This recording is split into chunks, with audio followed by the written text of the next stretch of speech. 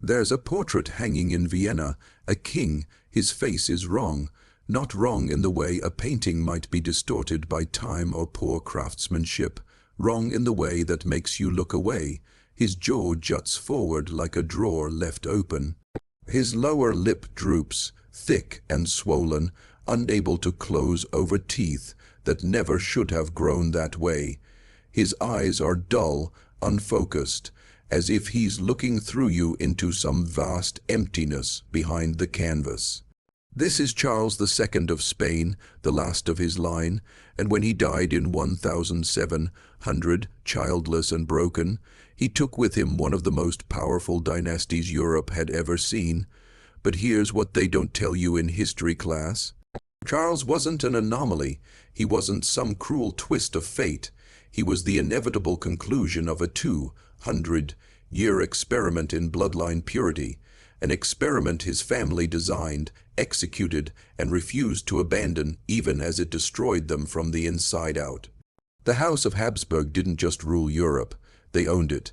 From the 15th century onward, they controlled Spain, Austria, Hungary, Bohemia, the Netherlands, parts of Italy, and an empire that stretched across the Atlantic into the New World. They were the most powerful family on earth, and they had a rule, a sacred, unbreakable rule. Habsburgs only marry Habsburgs. Keep the blood pure, keep the power in the family, keep the throne safe from outsiders who might dilute the divine right they believed flowed through their veins. It made sense to them. It was strategic. It was loyal. It was, they thought, the only way to preserve what they had built. But blood doesn't care about strategy. Blood doesn't care about loyalty. And blood, when folded back onto itself generation after generation, begins to unravel. What started as a dynasty built on conquest and calculated marriages became a laboratory of genetic collapse. Uncle and niece, first cousins. Double cousins, where two siblings from one family married two siblings from another, creating children who shared the same genetic blueprint from both sides. The family tree didn't branch. It twisted inward like a knot, pulling tighter and tighter, until there was no room left to breathe. And by the time Charles II was born, the damage was already written into his DNA before he ever took his first breath. This is the story of what happens when a family refuses to let go, when pride becomes poison, when the very thing meant to protect a bloodline becomes the thing that kills it. The Habsburg jaw, that's what people called it. La mandibula de los Austrias. A deformity so pronounced, so consistent across generations, that it became their signature. Not a coat of arms, not a motto, a genetic mutation carved into the bone structure of nearly every family member for 2 centuries. The medical term is mandibular prognathism. The lower jaw grows too far forward. The upper jaw recedes, the teeth don't meet, chewing becomes difficult, speaking becomes slurred. In severe cases, the tongue can't sit properly in the mouth, causing drooling, infections, speech impediments. But the Habsburgs didn't see it as a defect. They saw it as proof of their bloodline, proof they were different, proof they were chosen. Look at the portraits. Ferdinand I, Philip II, Philip III, Philip IV. Each generation, the jaw becomes more pronounced, the face is longer, the eyes more vacant.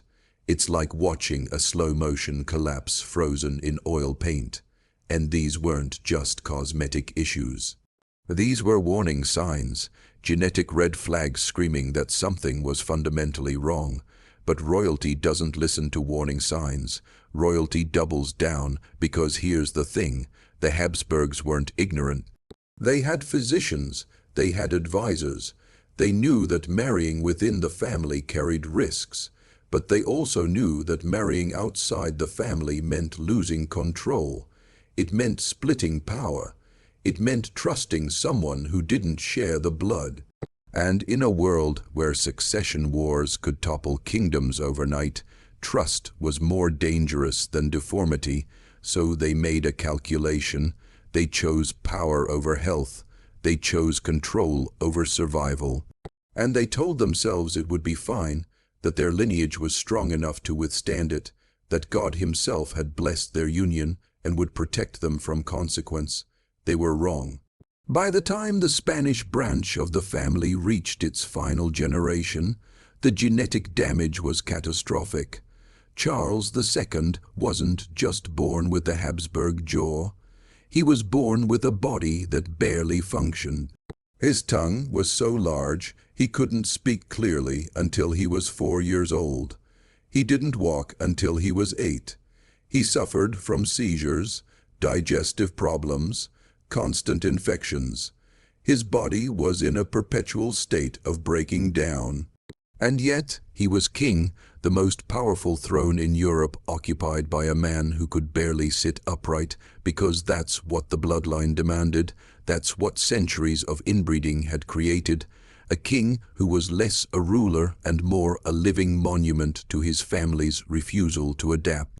Let's talk about the math, because this isn't superstition. This isn't folklore. This is biology doing exactly what biology does when you break its rules. Every human being inherits genetic material from both parents. Ideally, those parents are unrelated, which means their genetic material is diverse. If one parent carries a harmful recessive gene, the other parent likely doesn't, and the child remains healthy. But when parents are closely related, the odds change. Both parents are more likely to carry the same harmful recessive genes, and when those genes combine, the child inherits not one defective copy, but 2. That's when diseases appear. That's when mutations express themselves. That's when the body starts to fail. Modern geneticists have studied the Habsburg family tree. They've mapped the marriages, tracked the lineages, calculated what's called the coefficient of inbreeding. It's a number that represents how genetically similar two parents are. The average for unrelated individuals is 0. For Charles II, it was 0.254. To put that in perspective, that's the same level of inbreeding you'd expect if his parents were brother and sister. Except his parents weren't brother and sister, they were uncle and niece, but generations of compounding inbreeding had created the same genetic effect. His mother, Mariana of Austria, was also his cousin. His grandmother on his father's side was also his grandmother on his mother's side. His family tree wasn't a tree, it was a loop, and the consequences were devastating. Infant mortality in the Spanish Habsburg line was over 50%. Half of all children born didn't survive past the age of 10. Those who did survive often suffered from physical and cognitive impairments, epilepsy, infertility, mental delays, immune deficiencies. The family's obsession with purity had turned their bloodline into a genetic minefield.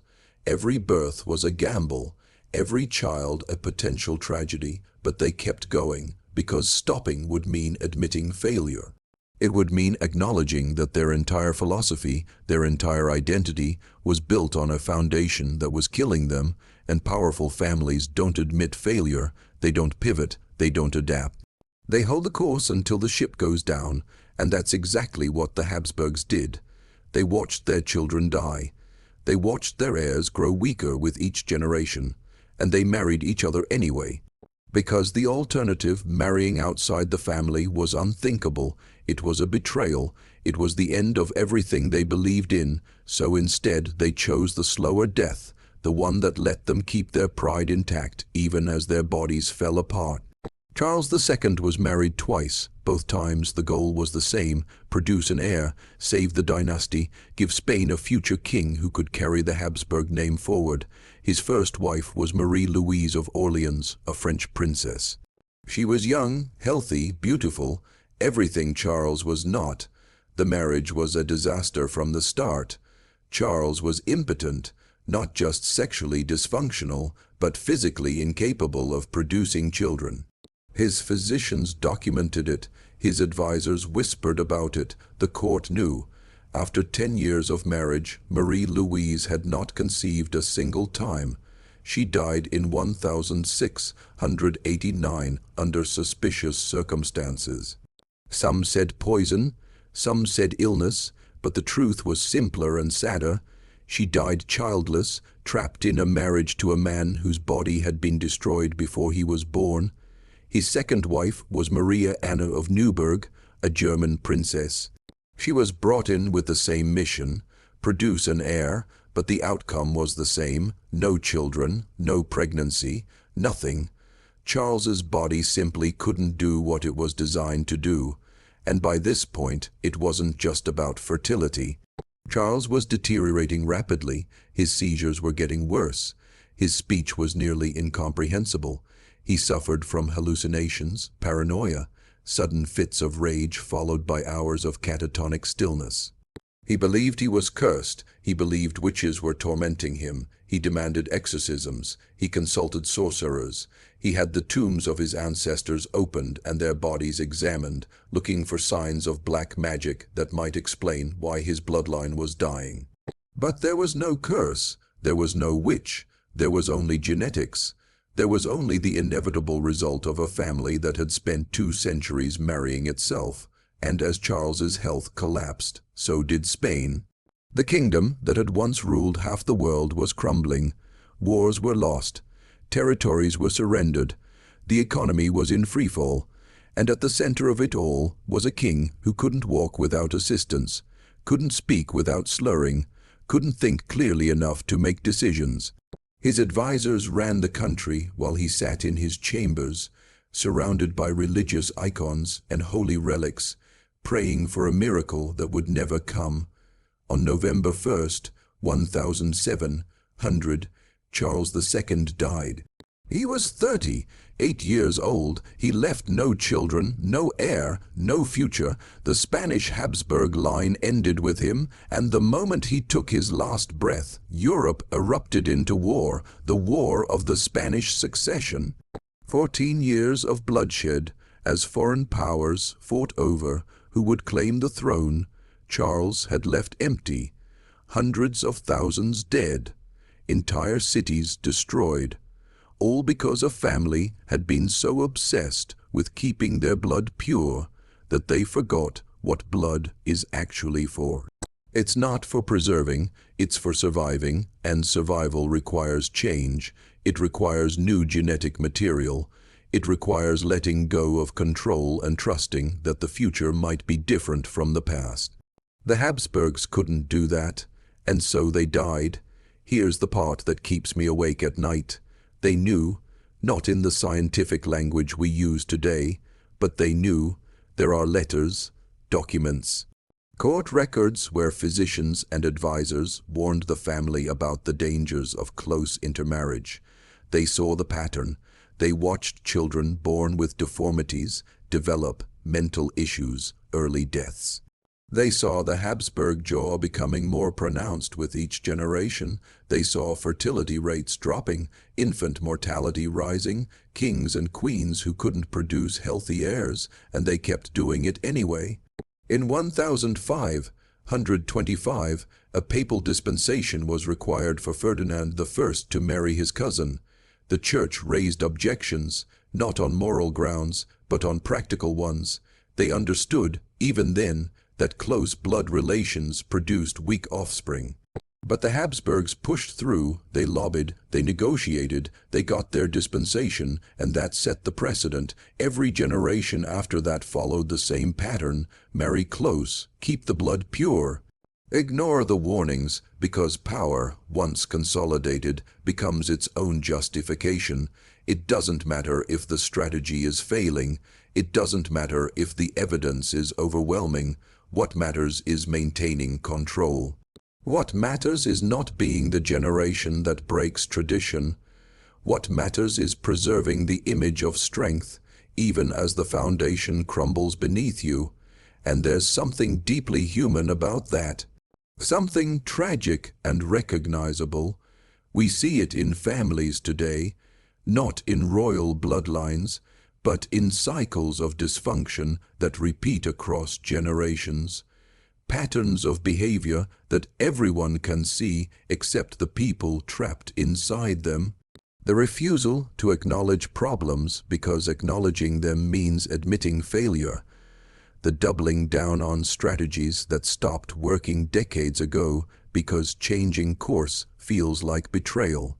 The belief that if you just hold on a little longer, if you just maintain control a little tighter, everything will work out, except it doesn't.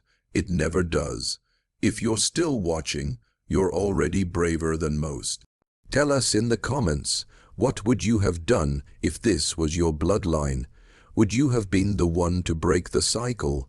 Or would the weight of tradition, the fear of losing power, the pressure to preserve what your ancestors built, would that have been enough to make you stay silent too? Because that's the real horror of the Habsburg story. It's not that they were monsters, it's that they were people.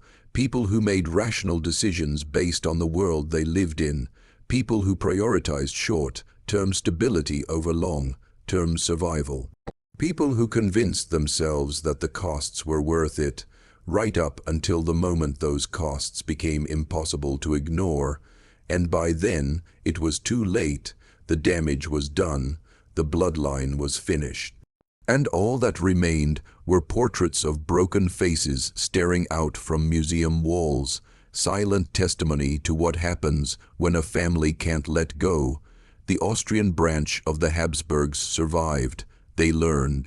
Not immediately, not completely, but enough. After watching their Spanish cousins collapse under the weight of their own genetics, the Austrian Habsburgs began marrying outside the immediate family. They brought in German princes, Italian nobles, French aristocrats. Fresh blood, new genetic material, and within a few generations, the Habsburg jaw began to fade. The infant mortality rate dropped. The cognitive issues became less severe. The family stabilized.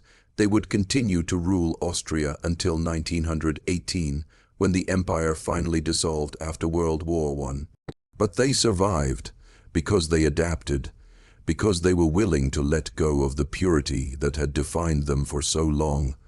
But here's what haunts me. The Spanish branch didn't have to end the way it did. At any point in those 200 years, a single decision could have changed everything.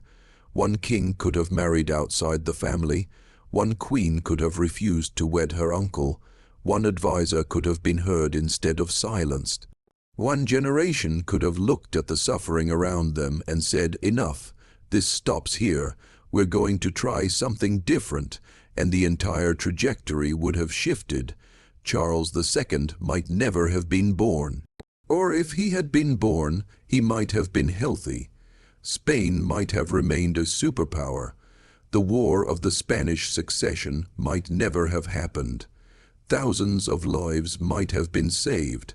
But that's not how history works. Because changing course requires courage.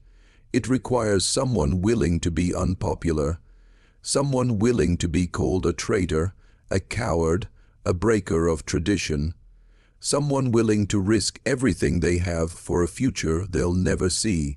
And in a world built on hierarchy and legacy, where your value is determined by the purity of your blood and the strength of your lineage, that kind of courage is almost impossible to find. So instead, the cycle continues.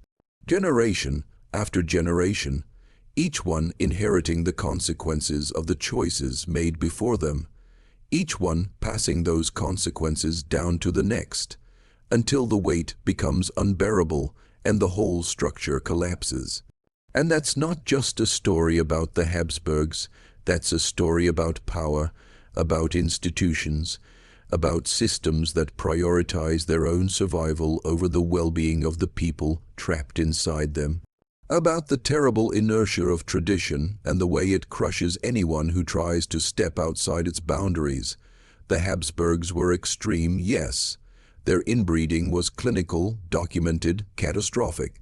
But the impulse behind it, the fear of losing control, the refusal to trust outsiders, the belief that change equals weakness, that's universal. That's something we see everywhere, in politics, in religion, in corporations, in families, the same pattern, the same refusal to adapt. the same inevitable collapse.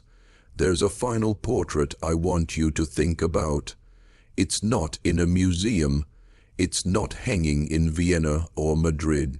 It's a photograph from 1922. The last Habsburg emperor, Charles I, is in exile.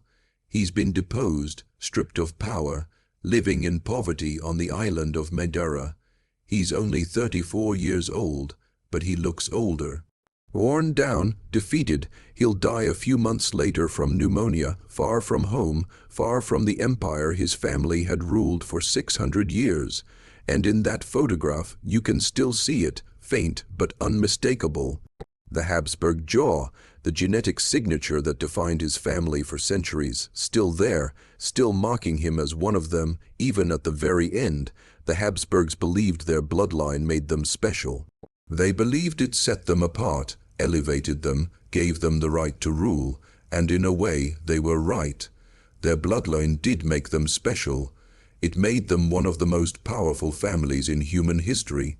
But it also made them a cautionary tale, a reminder that power without adaptability is just a slow form of suicide, that purity, when pursued to its extreme, becomes poison, that holding on too tightly to what you have is the fastest way to lose everything. Charles II spent his entire life suffering from decisions made generations before he was born. He didn't choose his parents. He didn't choose the centuries of inbreeding that shaped his DNA. He was simply the endpoint of a process that had been set in motion long before he existed. And when he died, alone and childless, he took with him not just his own life, but the entire dynasty, 200 years of Spanish Habsburg rule erased, because his ancestors couldn't let go, because they valued control more than survival, because they believed their way was the only way, even as the evidence piled up around them that they were destroying themselves. So what do we take from this? What's the lesson hidden in the twisted family trees and deformed portraits and tragic early deaths? Maybe it's this: the things we think make us strong, the traditions we cling to, the identities we build, the boundaries we draw around ourselves and refuse to let others cross, those things can become prisons. They can become the very mechanisms of our destruction, and the only way to survive is to recognize when it's time to let go, when it's time to bring in new perspectives, new blood, new ways of thinking. When it's time to admit that the old strategies aren't working anymore and that change, however frightening, is the only path forward. The Habsburgs couldn't do that. They held on until their hands were empty and their bloodline was extinct. And now they're just a warning, a story told in the dark, a reminder that even the most powerful families, the most unshakable dynasties, the most sacred bloodlines can collapse under their own weight. If they refuse to adapt, if they refuse to change, if they refuse to let go, the portraits remain, the jaw remains, the lesson remains, and it's up to us whether we learn from it or whether we repeat it.